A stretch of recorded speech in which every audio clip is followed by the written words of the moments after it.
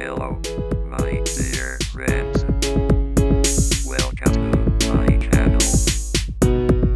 Don't forget to like, share, subscribe, and press the bell icon.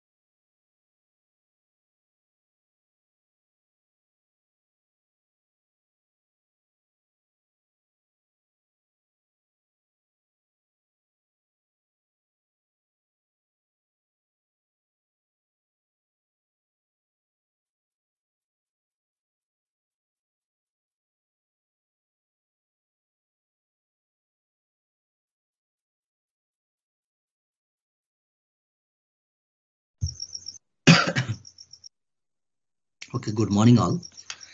Obviously, हामी डिस्कसलाई सुरु गरौँ अरु साथीहरु आउँदै हुनुहुन्छ ल we are 30 in total.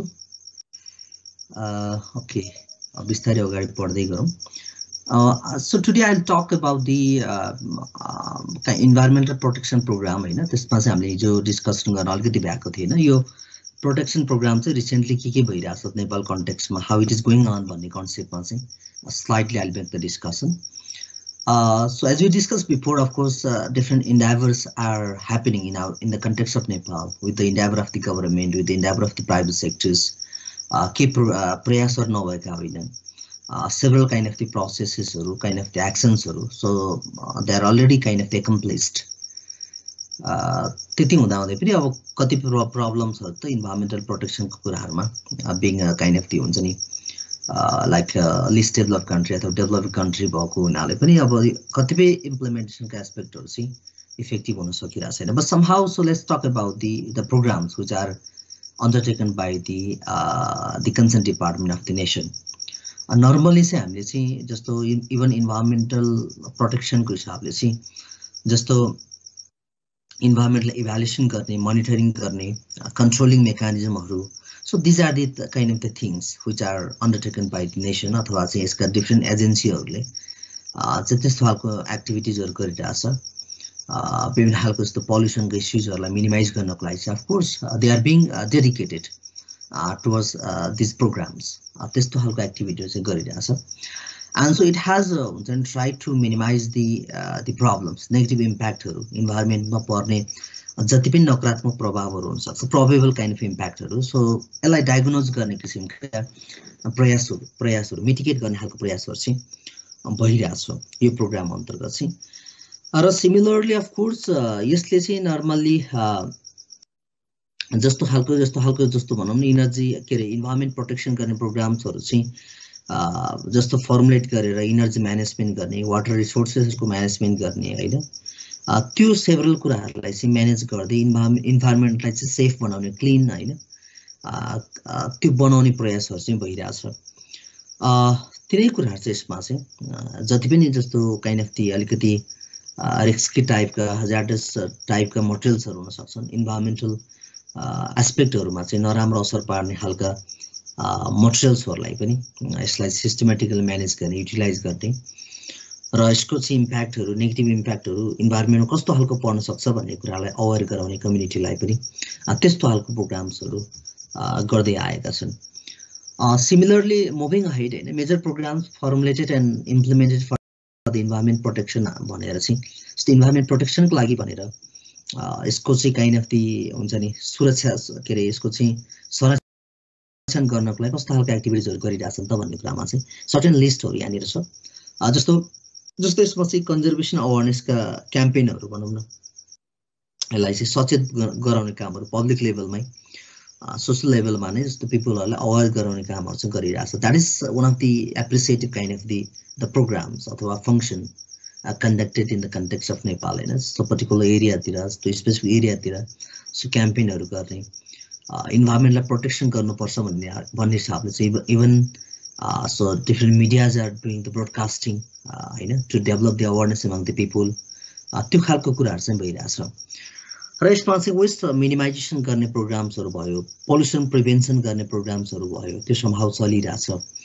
अब hazardous kind of the waste disposal प्रोग्राम्सहरू भयो हैन, त्यो कामहरू पनि भइरहेछ, वेस्ट म्यानेजमेन्ट प्रोग्रामहरू र सिमिलरली वाटर म्यानेजमेन्ट प्रोग्रामहरू भयो अनि वाटर कन्जर्भेसनका प्रोग्रामहरू भयो है। यो अन्तर्गतमा सेभरल काइन्ड अफ द एक्सन्सहरू एक्टिभिटिजहरू चाहिँ कन्डक्ट गरिरहेछ।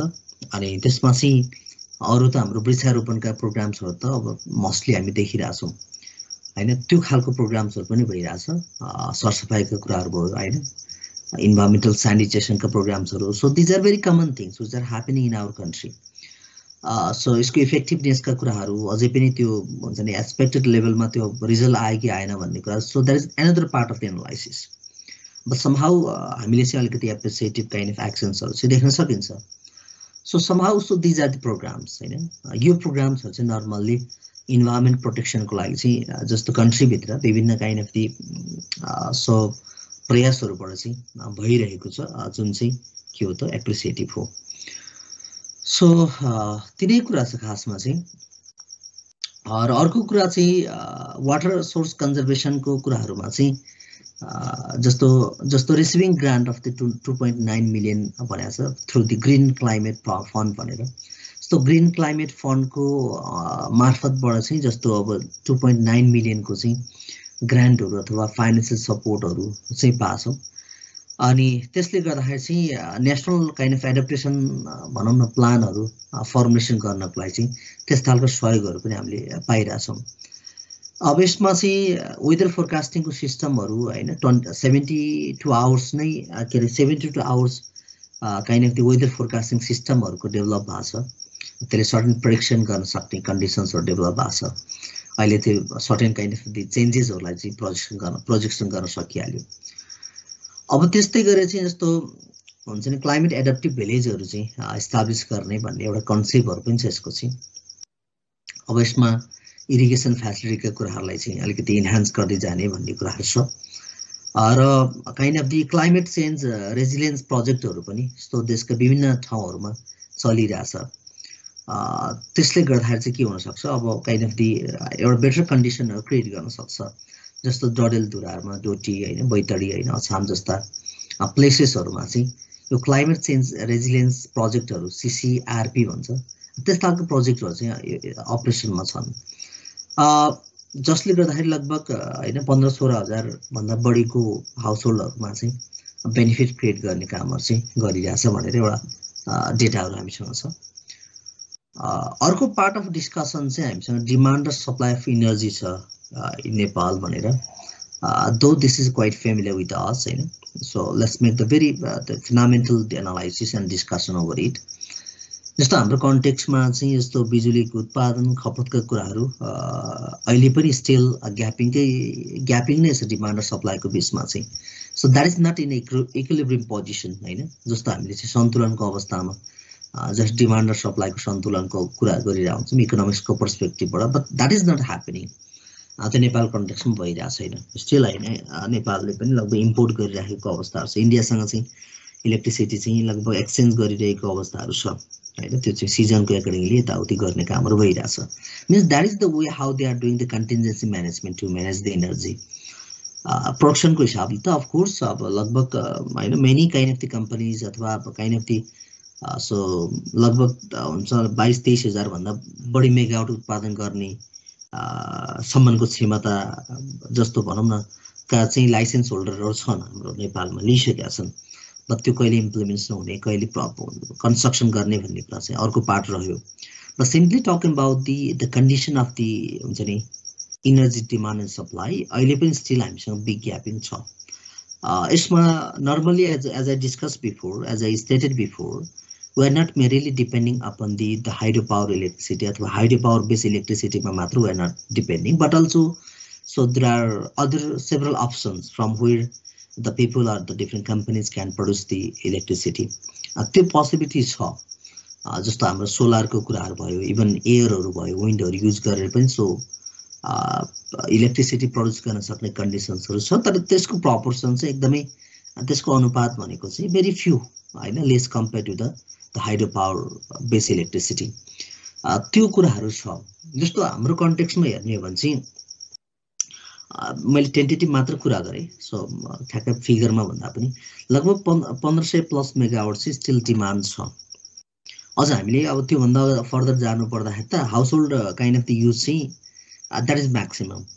भनेको हामीले चाहिँ घरमा प्रयोग गर्ने घरायसी इलेक्ट्रिसिटी चाहिँ को प्रपोर्सन, त्यसको प्रपोर्सन चाहिँ हामीले चाहिँ बढी गर्दा रहेछौँ compare to the even industry. Industrial सेक्टर्सले हाम्रो डिस्कसन के हो भने इन्डस्ट्रियल सेक्टरले चाहिँ अफकोर्स त्यसले चाहिँ हाउस होल्डले भन्दा पनि बढी प्रपोर्सनमा युज गर्नुपर्छ भन्ने हाम्रो क्लेम हो।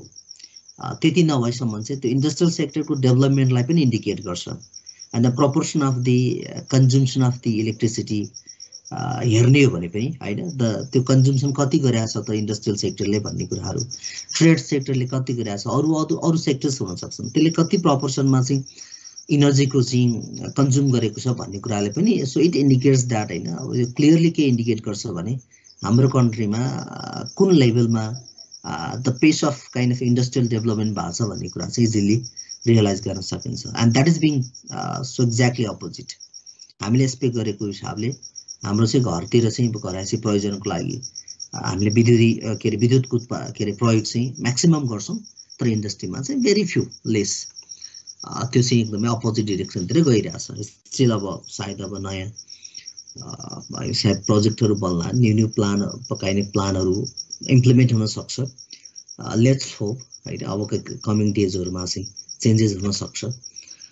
बट स्टिल हामीसँग अहिलेसम्मको रियालिटीमा त्यो खालको बिटर रियालिटी छ।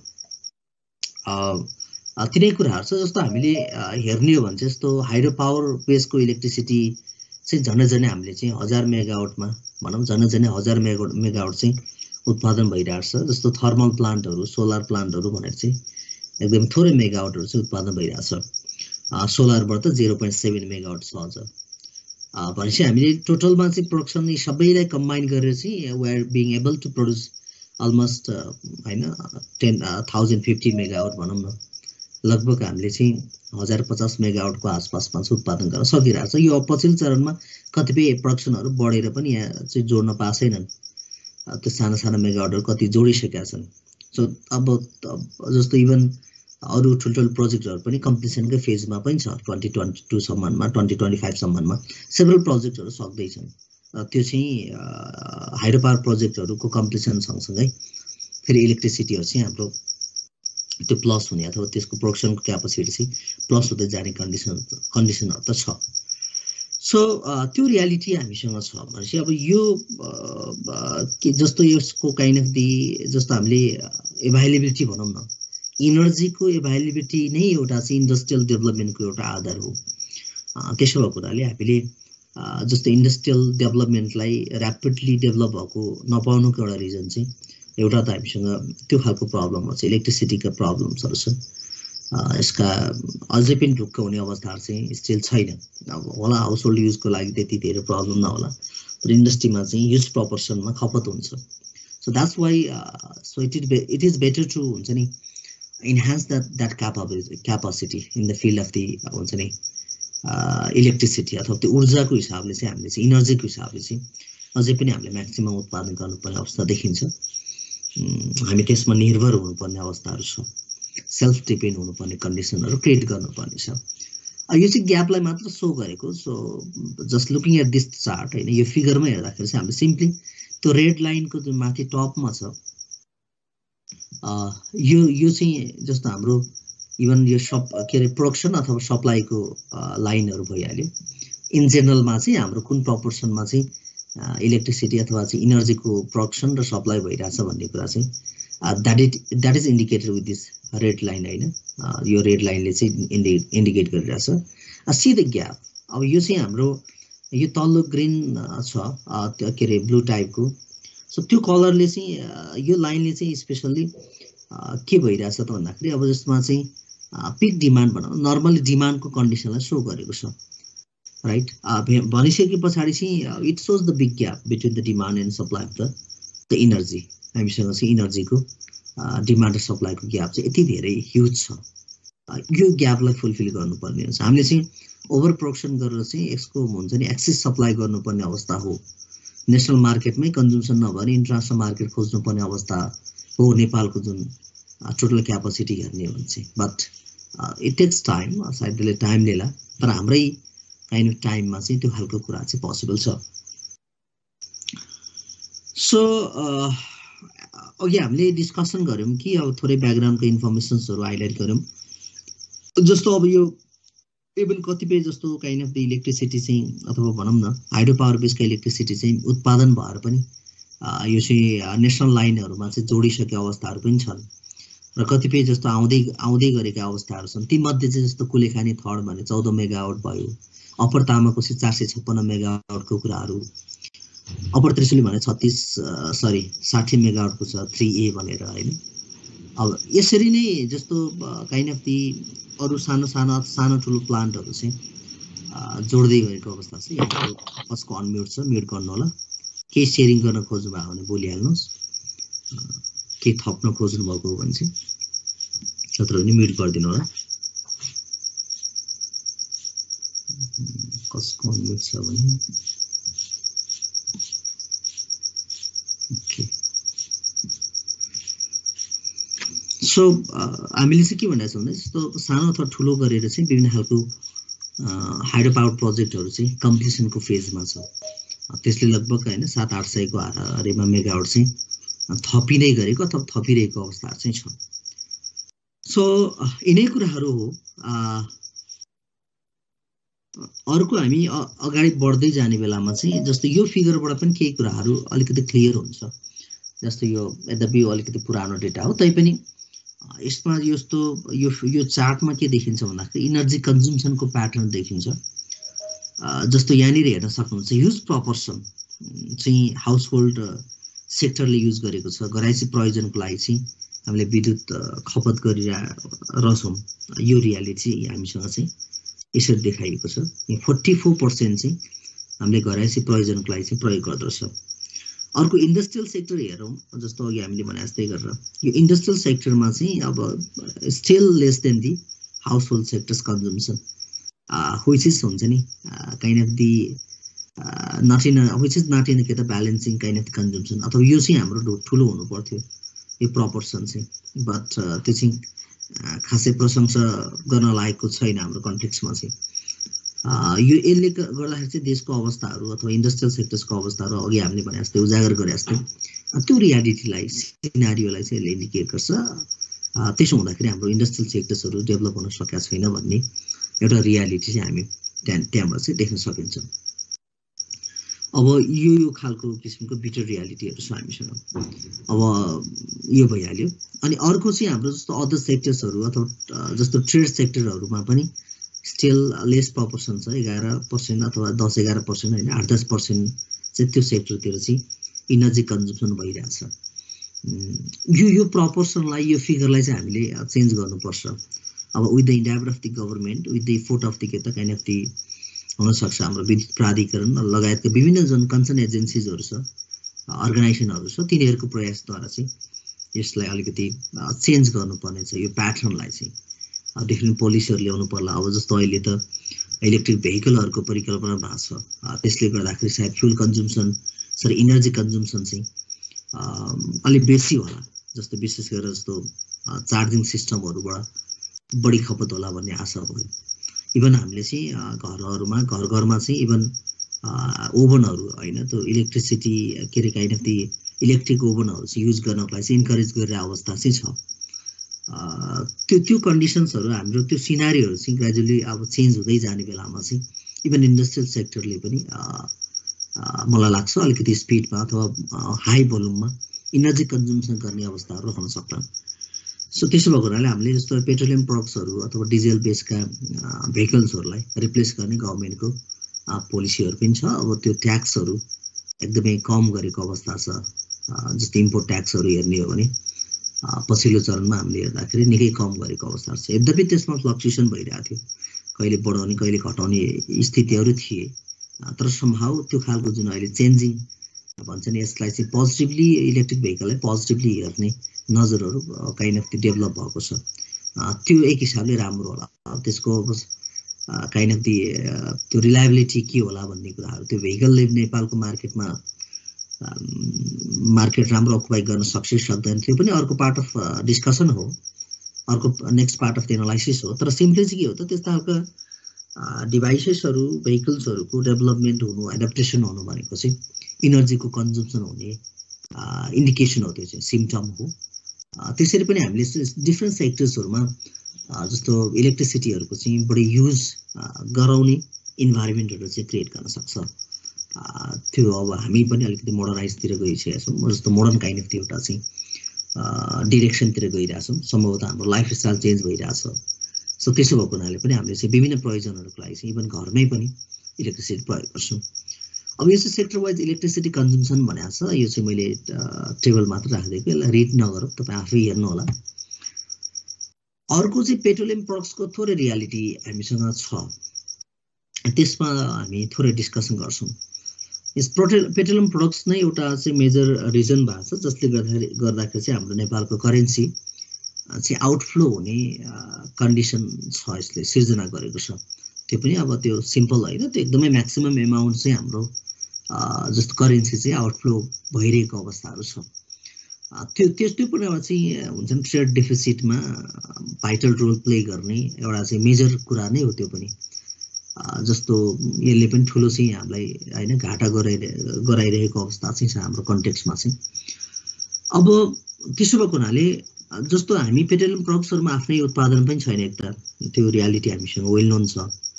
हामी अरू कन्ट्रीबाट चाहिँ इम्पोर्ट गर्न बाध्य छौँ। हामी we are fully completely depending on the other countries to make the import of the petroleum products. So that's why अब त्यसो भएको हुनाले चाहिँ हामी वी आर कम्पेल टु हुन्छ नि spend huge amount of the money to import the petroleum products. त्यसो भएको हुनाले पनि हामीले अलिकति अब भनौँ न इम्ब्यालेन्स सिचुएसनहरू ट्रेडमा चाहिँ बियर गर्नु परेको अवस्था चाहिँ त्यो पनि हो। अब लगभग हामीले 2017-18 को एउटा फिगरलाई मात्रै हेऱ्यो भने पनि जस्तो यसमा चाहिँ टोटल इनर्जी कन्जम्सनको चाहिँ लगभग 18-19% चाहिँ हामीले पेट्रोलियम प्रडक्ट्स मात्र कन्ज्युम गर्दो रहेछ अथवा युटिलाइज गर्दो रहेछ होइन, पेट्रोलियम प्रडक्ट्समै मात्र हामी भर पर्दो रहेछौँ। सो त्यसो भएको हुनाले चाहिँ यो क्रमहरू चाहिँ बढिरहेछ होइन, यो ट्रेन्डहरू पेट्रोलियम प्रडक्ट्सहरू युज गर्ने जुन हाम्रो ट्रेन्डहरू पनि बढिरहेछ।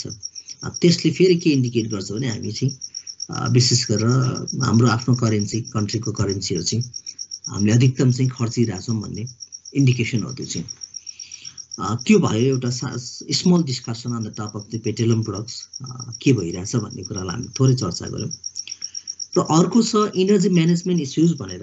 हामीसँग इनर्जी म्यानेजमेन्टको लागि कस्तो खालका इस्युजहरू चाहिँ छन् त नेपालमा फेस गरिरहेका, एपियर भएका, इमर्ज भइरहेका, त्यसमा हामी थोरै चर्चा गर्ने काम चाहिँ गर्छौँ। अब यसमा चाहिँ यस अफकोर्स नेपाल हाज चाहिँ हुन्छ नि, अब हामीसँग त यति धेरै सम्भावना छ वाटर रिसोर्सेसलाई युटिलाइज गरेर एनर्जीको चाहिँ प्रोडक्सन गर्न सक्ने सिनारी हामीले हेऱ्यौँ। अब त्यसमा टोटलमा 83 होइन 82-83 हजार मेगावाट चाहिँ हामीसँग उत्पादन गर्न सक्ने क्यापासिटी छ। टेक्निकल्ली पनि हामीले मोर देन 40,000 भनौँ न, त्यो 42-43 हजार आफ्नो ठाउँमा छ। मोर देन 40,000 चाहिँ इलेक्ट्रिसिटी चाहिँ जेनेरेट गर्नको लागि टेक्निकल्ली पनि पोसिबल छ, प्राविधिक रूपमै सम्भव छ। हामीले इमिडिएटली प्रोग्राम लन्च गर्ने भने पनि पोसिबल छ। तर त्यो कुराहरूलाई पनि हामीले फुल्ली त्यसलाई युटिलाइज गर्न सकेको अवस्था छैन। अहिले पछिल्लो चरणमा डिफ्रेन्ट स्लोगनहरू सुनिरहेको हुन्छ, नेपालीहरूको लगानी अब जलविद्युतमा भनेर त्यस्तो खालको स्लोगनहरू अथवा चाहिँ जुन इन्सपायर गर्ने किसिमका स्किमहरू अथवा चाहिँ पोलिसीहरू पनि एडप्ट गर्दैछ। सम्भवतः यसले गर्दाखेरि अब अलिकति यसलाई चाहिँ लगानी मैत्री इन्भाइरोमेन्टहरू बन्न सक्छ।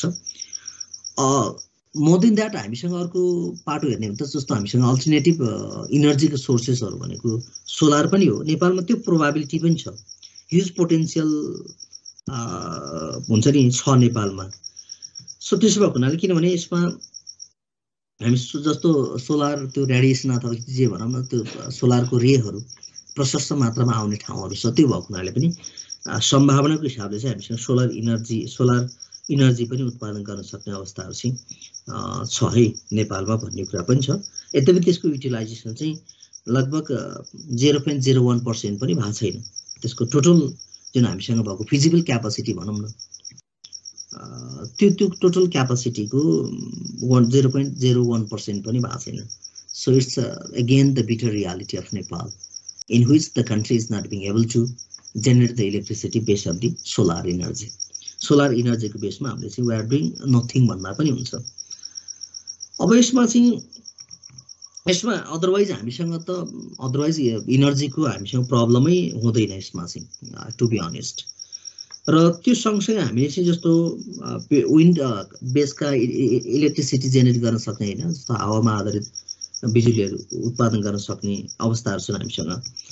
र त्यो कन्डिसनले गर्दाखेरि पनि हामीसँग चाहिँ धेरै त पोसिबिलिटिजहरू छन्, सम्भावनाहरू छ। त्यो पोसिबिलिटीको बीचमा पनि हामी we are still under the suffering, हामी अझै पनि पीडामा छौँ, समस्यामा छौँ इलेक्ट्रिसिटीको प्रोडक्सनको हिसाबले चाहिँ। अब अलमोस्ट हामीले चाहिँ हैन जस्तो इभन एनिमल डग्सहरूबाट पनि भनौँ न, त्यो गाई बस्तुको गोबरहरूबाट पनि त्यस्तो खालको इनर्जीहरू उत्पादन गर्न सक्ने अवस्थाहरू छ हामीसँग चाहिँ। त्यसमा चाहिँ जस्तो पहिला पहिला अझ यो त धेरै रिमुभ भइसक्यो, रिमोट एरियामा होलान्। इभन हामीले चाहिँ भनौँ न त्यो गाई बस्तुहरूको दिशा के भन्छ त्यसलाई, सायद त्यो बायोग्यास समथिङ के भन्छ, त्यस्तो टाइपको काइन्ड अफ इनर्जीहरू पनि उत्पादन गर्ने सिस्टमहरू पनि छन्। त्यो पनि एउटा part of the energy generation भनौँ न। त्यसले ठुलो मात्रामा कन्ट्रिब्युट त नगर्ला, तर यसले स्मल प्रपोर्सनमा भए पनि यसले कन्ट्रिब्युट गर्न सक्छन्। सो तिनै कुराहरू चाहिँ छ यसमा चाहिँ। र अर्को चाहिँ हामीले हेर्ने हो भने यो पोइन्टहरूमा त्यसलाई थोरै चर्चा गरौँला हामी, जस्तो इन जेनरलमा चाहिँ कस्ता खालका इस्युजहरू छन् भन्ने कुराहरू त्यसलाई हामी एक्सप्लोर गर्ने कोसिस गरौँला। So sustainable kind of energy डेभलपमेन्टको लागि चाहिँ सेभरल प्रयासहरू गर्नुपर्ने देखिन्छ। जस्तो हाम्रो चाहिँ कन्सर्न काइन्ड अफ दि स्टेक होल्डरहरूले अथवा चाहिँ कन्सर्न काइन्ड अफ डिपार्टमेन्टहरूले चाहिँ डिफ्रेन्ट खालको हुन्छ नि एक्टिभ मुभमेन्टहरू चाहिँ चलाउनु पर्ने अवस्था देखिन्छ प्लान पोलिसिजको बेसिसमा चाहिँ। त्यो रियालिटीहरू छ हामीसँग। सो त्यसो भएको हुनाले सफिसियन्ट मात्रामा हामीले चाहिँ उत्पादन गर्न नसकेको। म्युट गरिदिनु होला। जस्तो अर्को अब जस्तो जेनरल इस्युजहरूमा चाहिँ जस्तो dominance of the forest resources भनेको छ यसमा चाहिँ, अथवा फरेस्ट्री सेक्टर भनेको छ। नेपाल कन्टेक्स्टमा चाहिँ त्यो एउटा चाहिँ के हो त काइन्ड अफ दि एउटा यो रियालिटी नेपाल कन्टेक्स्टमा यो पनि हो। सो यहाँबाट चाहिँ हामीले चाहिँ यस्तो हुन्छ नि वुड काइन्ड अफ दि हुन्छ नि वुडलाई चाहिँ मेजर सोर्सेसको रूपमा चाहिँ सोर्सेस अफ इनर्जीको रूपमा चाहिँ हामीले युज गरेर हुन्छौँ। त्यसो भएको हुनाले हामीले चाहिँ यस्तो अल्टरनेटिभ इभन रुरल एरियामा पनि हामीले चाहिँ फरेस्ट रिसोर्सेसलाई डिस्ट्रक्सन गरेर जुन फ्युलको रूपमा चाहिँ प्रयोग गर्ने जुन वन जङ्गलको फडानी गर्ने ट्रेनहरू छ त्यसलाई चाहिँ मिनिमाइज गर्नुपर्ने अवस्थाहरू छ। That's why it is very essential and indispensable to develop the alternative हुन्छ नि the source of the energy for the consumption होइन, and for the use of the energy specially in the field of the in the area of the के त remote area, जुन isolated एरियामा चाहिँ त्यस्तो खालको अल्टरनेटिभ सोर्सेसहरू चाहिँ डेभलप गर्नुपर्ने हुन्छ। हामीले ट्रेन देख्यौँ नि जै मात्र पनि, जस्तो 1990तिरको ट्रेन देख्यौँ, त्यस्तो 2000मा आएर चाहिँ टोटल फरेस्ट रिसोर्सेसलाई अकुपाई गरेको टोटल एरिया देख्यौँ। 2010मा आएर फिगर देख्यौँ भनेको स्टिल डिक्लाइनिङ स्टेजमा छ भनेको फरेस्ट रिसोर्सेसहरू चाहिँ डिस्ट्रोय हुँदै गरेको अवस्थामा चाहिँ हामी देख्छौँ। त्यो पनि के हो त फेरि negative kind of the symptom हो कन्ट्रीको आफ्नो जुन इन्भाइरोमेन्टल हिसाबले पनि त्यो चाहिँ के हो त डिस्ट्रक्टिभ एउटा चाहिँ इन्डिकेसन हो। त्यो चाहिँ अर्को चाहिँ far below exploitation of energy sources भनेको छ। अब त्यो त हामीले एक्सप्लेन गर्नै परेन। हामीसँग लार्ज सोर्स अफ हुन्छ नि रिन्युएबल इनर्जीहरू नै हामीसँग लार्ज सोर्सेसहरूमा छ, ह्युज प्रपोर्सनहरूमा छ। बट यसमा जस्तो हाइड्रो इलेक्ट्रिसिटीका कुराहरू हामीले गऱ्यौँ, यति धेरै क्यापासिटी छ त्यो कुरै नगरौँ। अब सोलर इनर्जीका कुराहरू भयो, विन्ड इनर्जीहरू भयो। So these are the probable areas from where they can produce the electricity, but which is not happening in appreciative way. र प्रशंसनीय वेबाट यसको कामहरू चाहिँ अगाडि बढ्न सकेका छैन। अब नोमिनल प्रपोर्सनमा होइन, एकदमै कम मात्रामा त्यसको युटिलाइजेसन भइरहेको अवस्था छ होइन, त्यसलाई एक्सप्लोइट गरेको अवस्था छ, युटिलाइज गरेको छ। अब यसको रिजनमा हुनसक्छ कन्ट्रीको इनस्टेबिलिटी, अब अरू धेरै इस्युजहरू हुनसक्छन्। त्यो रिजनले पनि हामीसँग के भएको छ, इनर्जी सोर्सेसहरूको म्याक्सिमम एक्सप्लोइटेसन अथवा युटिलाइजेसन भएको छैन। यसलाई त जुन लेभलमा जुन प्रपोर्सनमा चाहिँ यसको चाहिँ प्रयोग गर्नुपर्ने हो नि त्यो चाहिँ भइरहेको छैन. That is being one more problem of our country. High dependency on the petroleum products भनेर छ. अफकोर्स यसमा यो पनि एउटा चाहिँ ट्रेडमा इम्ब्यालेन्स क्रिएट गर्ने यो फ्याक्टर हो. यो चाहिँ यसले पनि भाइब्रेटिङ सिचुएसन क्रिएट गरेको छ होइन नेसनल ट्रेडमा अथवा इन्टरनेसनल ट्रेडमा भनौँ न. किनभने इम्पोर्टको हिसाबले चाहिँ हामीले huge प्रपोर्सनमा we are doing the import of the petroleum products from the other country which is not produced and which is not available in our country. हामीले उत्पादन गर्न सकेको छैन अथवा त्यस्तो खालको सोर्सेसहरू हामीसँग खासै त्यो फाइन्डिङ गरेको छैन. यद्यपि विभिन्न ठाउँमा चाहिँ केही खानीहरू छन् भनेर भने पनि त्यसको एक्सक्याभेसन त्यसको फर्दर प्रोसेसिङ गरेको अवस्था पनि छैन. त्यो छ. त्यो भएको हुनाले पेट्रोलियम प्रडक्ट्सको डिमान्डलाई फुलफिल गर्ने एउटै मात्र मिन्स भनेको माध्यम भनेको चाहिँ अब त्यो चाहिँ इम्पोर्ट नै हो. र त्यसो भएको हुनाले इभन स्टिल हामीसँग चाहिँ अब 1975 देखिको एउटा फिगरले हेर्ने भने पनि त्यसको डिमान्ड चाहिँ पेट्रोलियम प्रडक्ट्सहरूको चाहिँ म्याक्सिमम बढिरहेको अवस्थाहरू छ. हामीले जस्तो एभ्री इयर चाहिँ त्यसको हुन्छ नि प्रयोगहरू चाहिँ बढिरहेको अवस्थाहरू छ. पछिल्लो चरणमा त एलपी ग्यास केहरू होइन त्यो विभिन्न फर्महरूमा चाहिँ त्यसलाई इम्पोर्ट गरिरहेछौँ. त्यस्तो खालको प्रडक्ट्सहरू हामीले इम्पोर्ट गरिरहेछौँ. Somehow again we are being compelled to spend huge amount of money against the import of the petroleum products which are basically done or imported from the other countries. And India बाट हामीले चाहिँ majority of the products petroleum products हामीले इन्डियाबाट ल्याउँछौँ. अब सायद पछिल्लो चरणमा चाइनासँग पनि केही एग्रिमेन्टहरू भएको छ. सायद 1/3 कति प्रपोर्सनमा चाहिँ अब इम्पोर्ट गर्ने भनेर. अब due to the transportation problem अब त्यो चाहिँ त्यो खालको इन्फ्रास्ट्रक्चरको ल्याकिङले गर्दाखेरि पनि चाइनाबाट सायद त्यो प्रपोर्सनमा जुन एग्रिमेन्ट जसरी गरेको छ त्यो त्यसको एकर्डिङली साथै इम्पोर्ट गरिरहेको छ जस्तो मलाई लाग्दैन. अदरवाइज हामीले अल्टरनेटिभ हुन्छ नि the place of the import चाहिँ चाइनालाई पनि बनाउन सक्थ्यौँ हामीसँग. त्यो पोसिबल चाहिँ अहिले खासै त्यति छैन, इफेक्टिभ छैन. अब त्यो पुवर एक्सेस अफ द के त रुरल पिपुल भनेको छ. अब यद्यपि हामीले यस्तो यस अब अलमोस्ट होइन 60% अफ द रुरल पपुलेसनको चाहिँ अब इलेक्ट्रिसिटीमा पहुँच छ भन्ने एउटा आँकडा चाहिँ गरिएको छ. अब तर यसमा चाहिँ नर्मल्ली अब अझै पनि डिफ्रेन्ट कर्नरहरूमा हामीले अघि भने जस्तै जति आइसोलेटेड एरियाजहरू छन्, रिमोट एरियाहरूमा छ, दुर्गम क्षेत्रहरूमा त्यहाँ त्यस्तो ठाउँहरूमा अझै पनि यसको एक्सेसहरू चाहिँ इलेक्ट्रिसिटीको एक्सेसहरू चाहिँ पहुँचहरू पुग्न सकेको अवस्था छैन. त्यसो हुनु भनेको चाहिँ again so they are depending upon the हुन्छ नि फरेस्ट रिसोर्सेस. उनीहरूसँग भएको लोकल रिसोर्सेसमा डिपेन्ड रहनु हो. त्यो भनेको फेरि अब इन्भाइरोमेन्टल इम्ब्यालेन्सका कुराहरू, डिफरेस्टेसनका कुराहरू अभियसली भइहाल्छ. त्यो प्रब्लमहरू चाहिँ छ नेपालको कन्टेक्स्टमा चाहिँ. सो त्यसलाई हामीले अलिकति मजबुत बनाउनु पर्ने अवस्था चाहिँ छ. भनेको इलेक्ट्रिसिटीको जुन वाटर बेसका, हाइड्रो पावर बेसका इलेक्ट्रिसिटी, सोलर बेसका, विन्ड बेसका इलेक्ट्रिसिटीहरू नेपालको कन्टेक्स्टमा चाहिँ त्यसको उत्पादन चाहिँ बढाउनु पर्ने देखिन्छ. त्यसले मात्र एउटा चाहिँ वे दिन सक्छ. त्यो भयो. एक्सपेन्सिभ इनर्जी भनेको छ. यस यो प्रयोगको हिसाबले पनि हुन त अब पोलिसीहरू आउन सक्छ. हाम्रो जस्तै हाउस होल्डहरूले चाहिँ कतिसम्म छुट दिने भन्ने कुराहरू त्यो रहला, अथवा त्यस कति युनिटसम्म चाहिँ फ्री दिने भन्ने कुराहरू पोलिसीमा रहला. तर सिम्पली के त भन्दाखेरि एक्सपेन्सिभ छ यो इन जेनरलमा चाहिँ इनर्जीको प्रयोग चाहिँ. अब इनएडुकेट इफोर्ट भनेको छ. यस अफकोर्स त्यो चाहिँ सम्बन्धित निकायहरूले जुन स्पिडमा काम गर्नुपर्ने हो त्योहरू चाहिँ भइरहेको छैन. त्यो किनभने यो प्रोजेक्ट आफैमा चाहिँ इलेक्ट्रिसिटी जेनेरेट गर्ने प्रोजेक्टहरू भनेको it is not possible to implement and to make the construction of the हुन्छ required infrastructure within a second अथवा एक वर्षभित्र केही फ्यु मन्थभित्र कम्प्लिसन हुन्छ भन्ने कुरा चाहिँ. So that is beyond the imagination. That's why it takes a long period of time. So they have to spend a long time to make the production of the energy. Electricity ko kura garne ho, hydropower ko kura garne ho ta त्यो कति time लाग्छ, कति time लाग्छ. So हामीसँग मेलम चाहिँ आउन 20 वर्ष लाग्यो हैन, 20-25 वर्ष लाग्यो. म आफै कति सानो थिएँ त्यतिखेर मेलम चाहिँ ल्याउने भन्ने कुरामा. सायद तपाईहरु त धेरै यङ हुनुहुन्छ अझ.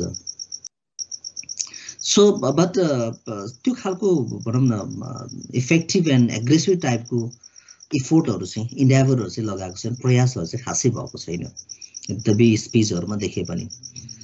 इनसफिसियन्ट इनर्जी भनेको चाहिँ यो चाहिँ अब हामीसँग फिजिबिलिटी चाहिँ छ, सम्भावना चाहिँ छ, पोटेन्सियालिटी छ, तर सम्भावना छ भन्दैमा चाहिँ उत्पादन भइहाल्छ अटोमेटिकली भन्ने कुरा त होइन। सो स्टिल त्यहाँ चाहिँ इफोर्टहरू, इन्भेस्टमेन्टहरू, इन्भाइरोमेन्टहरू बनाउनु पर्यो। त्यो चाहिँ भइरहेको छैन हामीसँग चाहिँ। त्यो चाहिँ हामीले ल्याक अफ कि त इनर्जी नै छ। हामी रिच भएर के गर्नु, धनी त भयौँ, जुन कुराको युटिलाइजेसन गर्न पाइँदैन। वाटर रिसोर्सेसमा यति धनी छौँ, तर अब त्यसको बेसमा चाहिँ हामीले केही कुरा नै इन्जोय गर्न पाइरहेको छैनौँ। अथवा अहिले कतिपय होइन मेजोरिटी अफ द पपुलेसनहरू अथवा चाहिँ रिमोट एरियाको कतिपय मान्छेहरू चाहिँ अझै पनि अन्धकारमा बस्न बाध्य छन्। काठमाडौँको आसपासको क्षेत्रमा चाहिँ कति ढिला चाहिँ सप्लाई भएको थियो। मिनिङ द्याट होइन, त्यसले चाहिँ के देखाइरहेछ, इनर्जी चाहिँ लगभग इनर्जीको सप्लाई प्रोडक्सनहरू चाहिँ सफिसियन्ट छैन। अब डिमान्ड त ग्रेजुअली बढिरहेछ, तर त्यसको फुलफिल गर्ने कुराहरू जस्तो डिमान्ड साइडलाई चाहिँ फोकस गरेर लङ टर्म प्लानिङहरू बनाउनु पर्ने अवस्था छ। किन यो त ग्रेजुअली बढ्दै जाने हो नि। जब कुनै पनि कन्ट्री चाहिँ इन्डस्ट्रियलाइजेसनको फेजमा जाँदै गर्ने बेलामा त त्यो अभियसली इट रिक्वायर्स होइन more number of the electricity, त्यो बढी मेगावाट चाहिँ कन्ज्युम हुने अवस्थाहरू, त्यो डिमान्ड हुन्छ डेफिनेटली। त्यो पपुलेसनको जुन रेसियो छ नि, ग्रोथको रेसियो, त्यसलाई पनि हेरेर हामीले चाहिँ प्रोडक्सन गर्न सकिन्छ, अथवा अरू मेकानिजम पनि हुनसक्छ। सो गभर्मेन्टको त्यसलाई मेजर गर्ने, डिमान्डलाई फोरकास्टिङ गर्ने मेथड्सहरू त्यो भइहाल्यो। त्यसको लागि चाहिँ हाम्रो हाइड्रो पावर डेभलपमेन्टहरू गर्नुपर्ने हुन्छ, जुन चाहिँ भइरहेको छैन। इभन यद्यपि हामीले भन्यो लाइसेन्सहरू लिएर बस्ने लाइसेन्स होल्डरहरू चाहिँ धेरै छन्, लगभग सायद 22-23 हजार मेगावाटै उत्पादन गर्न सक्ने, 23-24 हजारै उत्पादन गर्न सक्ने लाइसेन्स होल्डरहरूले लाइसेन्स लिएर बसिरहेछन्। त्यसलाई चाहिँ अब कार्यान्वयन गर्नुपर्ने अवस्थाहरू छ। यस्ता खालको सामान्य जस्तो मेजर काइन्ड अफ इस्युजहरू चाहिँ हाम्रो इलेक्ट्रिसिटीको केसमा देखिन्छ। अब next part of the discussion is the technology. अब बेसिकली टेक्नोलोजी हामीले चाहिँ how we are just consider the technology is that होइन, टेक्नोलोजी इज द मिन्स होइन, way of making the conversion of that inputs into the output. जस्तो हामीले चाहिँ manufacturing पर्सपेक्टिभबाट हेर्ने हो भने चाहिँ कुनै पनि गुड्स एन्ड सर्भिसेस भनौँ न, गुड्सहरूलाई चाहिँ इनपुट्सहरूलाई चाहिँ आउटपुटमा चाहिँ ट्रान्सफर्म गर्ने एउटा चाहिँ बेस्ट मेकानिजम अथवा टुलको रूपमा चाहिँ हामी टेक्नोलोजीले डिफाइन गर्छौँ। So that's why technology refers to the manner in which organizational inputs are converted or transformed into the output भन्छ।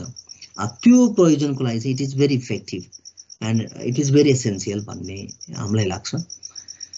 And so यसले चाहिँ नर्मल्ली हामीले टेक्नोलोजीकै कुरा गर्ने बेला चाहिँ we are not हुन्छ नि limiting our discussion on the same topic हैन, लिमिटेड कुरामा त्यसमा मात्र लिमिट गर्न खोजिरहेको छैन।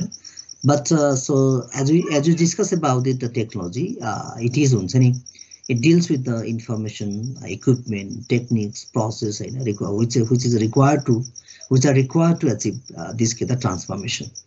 The transformation लाई आवश्यक पर्ने information, equipment, techniques or process को चाहिँ हामी डिस्कसन गर्छौं।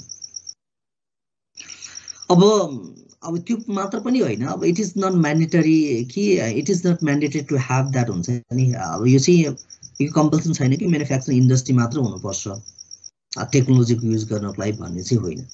But no matter with the types of the industry and the companies होइन, so it's an every type of the business entity they can use the technology.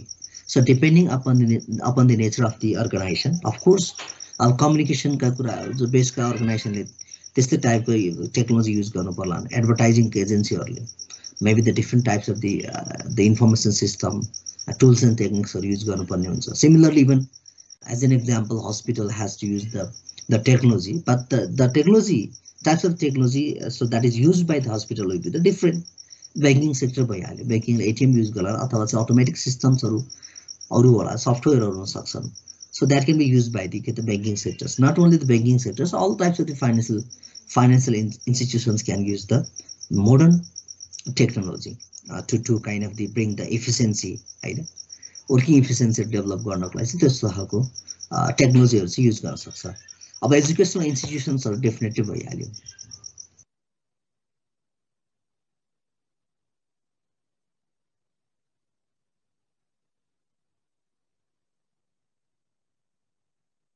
So त्यसो भएको हुनाले जस्तो different types of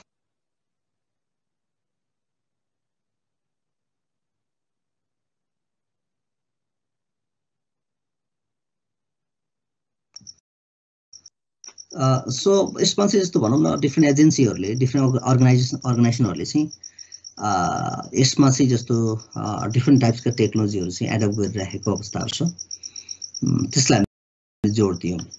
and so similarly moving ahead यसमा चाहिँ information technology policy 2010 भन्ने छ, त्यसको पनि ब्रिफली हामीले स्क्यानिङ गरौँ, यसको पनि एक्सरे गरौँ के छ त्यो पोलिसीभित्र भन्ने कुरा चाहिँ थोरै हेरौँ।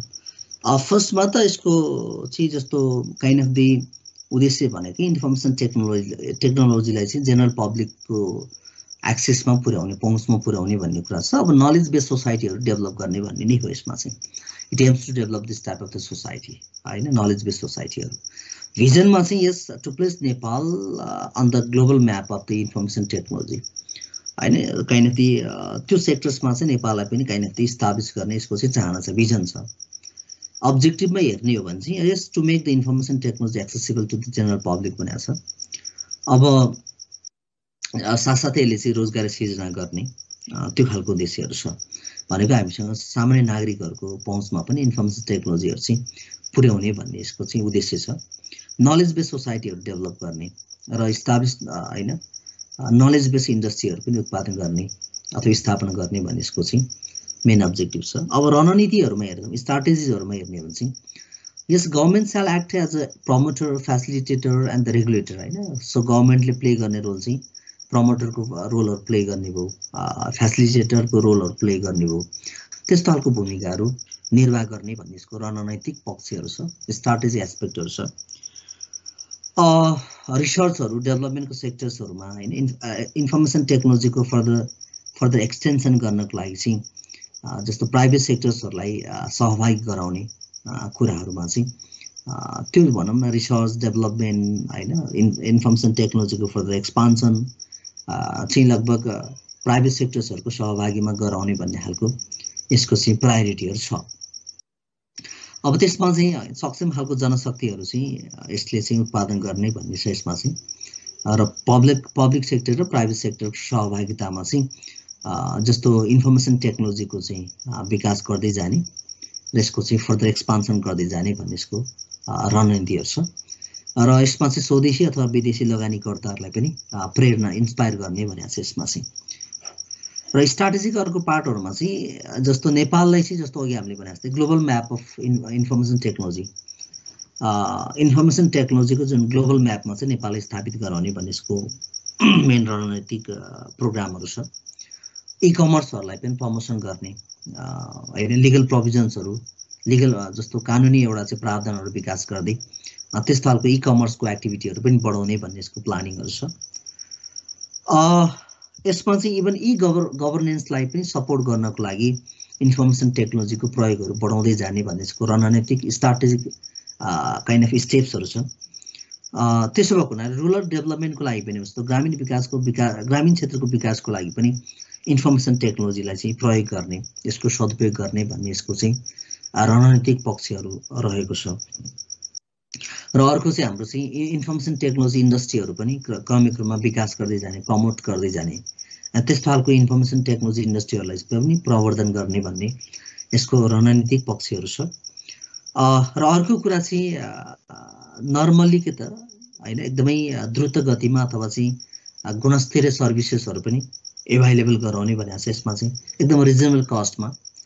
त्यसमा चाहिँ जस्तो हुन्छ नि एकदमै स्वस्थ प्रतिस्पर्धाहरूको वातावरणहरू सिर्जना गरेर इन्फर्मेसन टेक्नोलोजी सर्भिस प्रोभाइडरहरूको बिचमा चाहिँ हेल्दी कम्पिटिसनहरू गराएर त्यस्तो खालको जस्तो गुणस्तरीय अथवा चाहिँ द्रुत गतिमा चाहिँ सेवाहरू प्रदान गर्न सक्ने एउटा इन्भाइरोमेन्टहरू क्रिएट गर्दै जाने भन्ने यसको कुराहरू चाहिँ छ।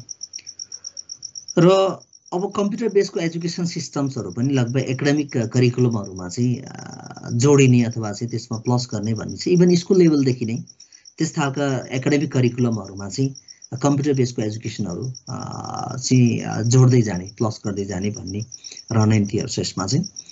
र यसमा चाहिँ प्रोफेसनल इफिसियन्सी जुन हुन्छ नि एउटा कार्यगत जुन क्षमताहरू चाहिँ विकास गर्दै जाने आइटीको प्रयोगद्वारा भन्ने छ यसमा चाहिँ।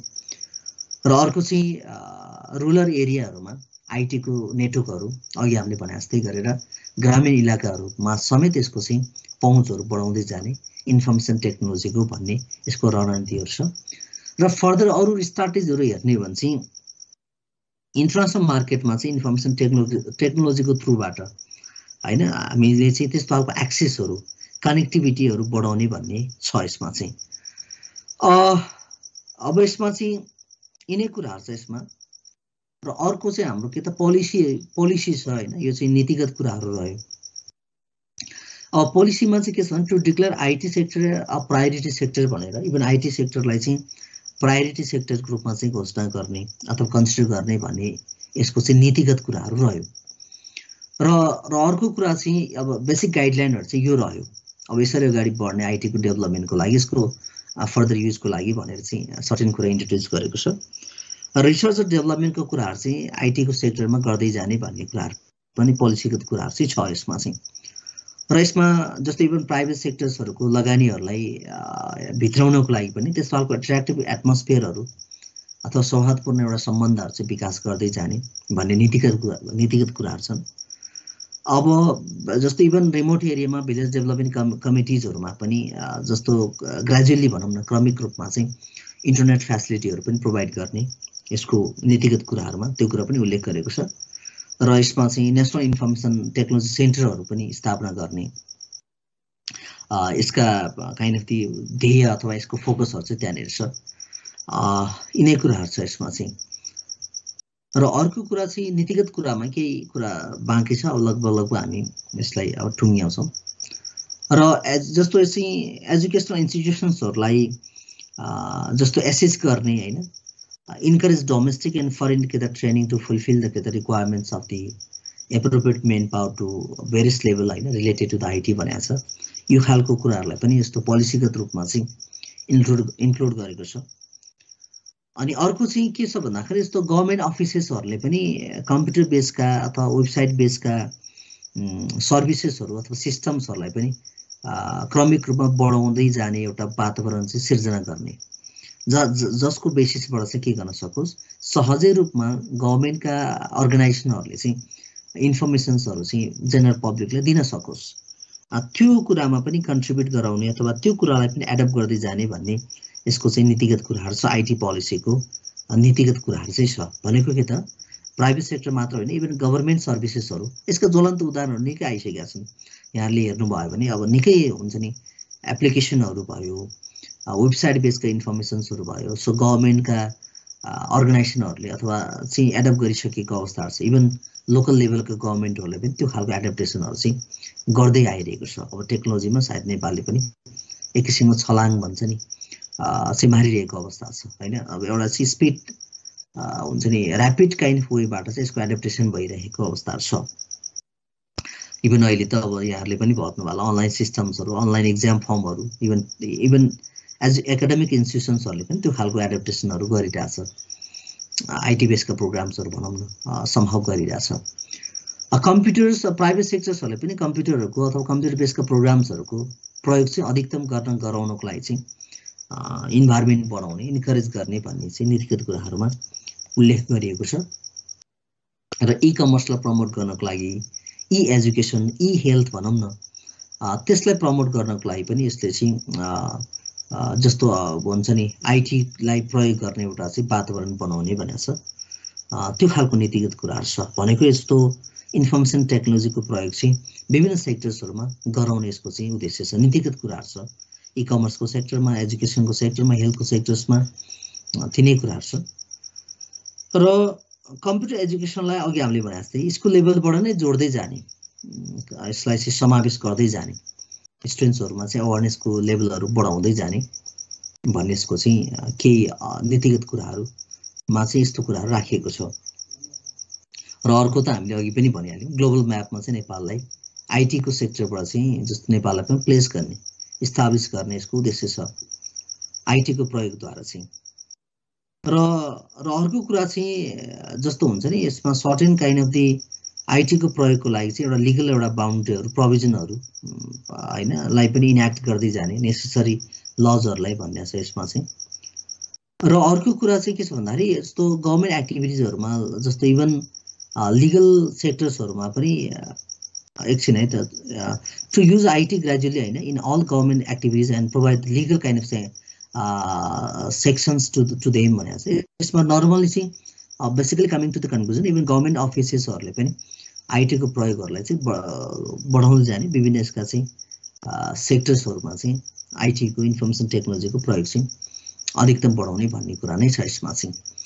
यिनै कुरा रह्यो। अब हामीसँग जस्तो यो चाहिँ आज भ्याइदिन इलेक्ट्रोनिक ट्रान्जेक्सन एक्ट ETA 2007 चाहिँ त्यो चाहिँ भोलि डिस्कसन गरौँला। र मैले यति भन्दै आजको डिस्कसनलाई चाहिँ मैले ऱ्यापअप गर्नतिर लागेँ, क्लोजिङतिर लगेँ। केही छ भने यहाँले सेयरिङ गर्नु होला, प्लस यहाँहरूलाई कुनै केही सेयरिङ गर्न मन लाग्यो भने चाहिँ त्यो गर्न सक्नुहुन्छ।